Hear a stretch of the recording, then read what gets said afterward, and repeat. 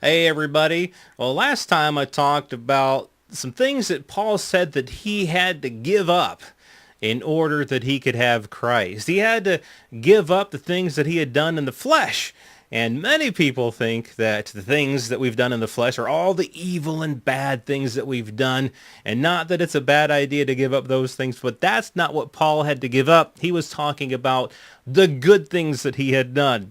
In fact, he was talking about his heritage as a Jew, and he was talking about his spotlessness and blamelessness when it came to keeping God's holy law. He said he had to give that up in order that he could have Christ. And I just wanted to talk a little bit more about some of the things, some of the places where Paul talked about this some more, like in Romans 6 and 7, really throughout the book of Romans and throughout the book of Galatians. Paul's talking about the law and how we're dead to it. Well, Paul did bring up the example of covetousness. And that right there goes to show that Paul was indeed talking about the 10 commandments. A lot of people say, well, Paul, when he said we had to die to the law and we're not under the law, he's talking about all those other commandments. You know, there were 613 commandments in the Old Covenant, in the Old Testament, and Paul wasn't talking about the moral law, the 10 commandments. He was talking about all the other ones. Well, no, Paul was talking about the 10 commandments, because in his talking about being dead to the law, he brought up covetousness. He said, I would not have known covetousness if the law had not said, you shall not covet.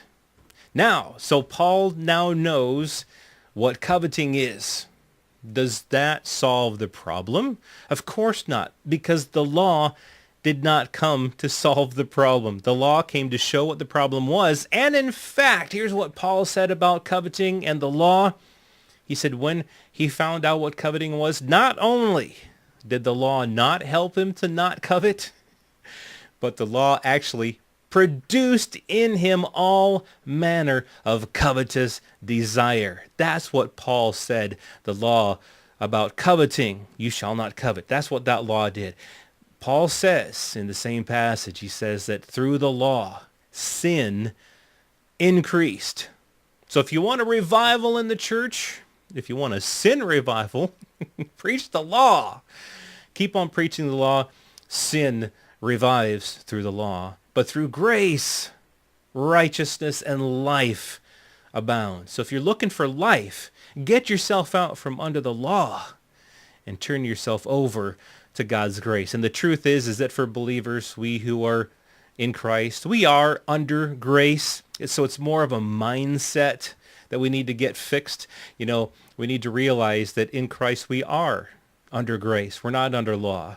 And just getting that mindset change will help people to be free, to live in the righteous, holy lives that God has created them to be. But when they're under the law, at least in their mindsets, that's when sin reigns.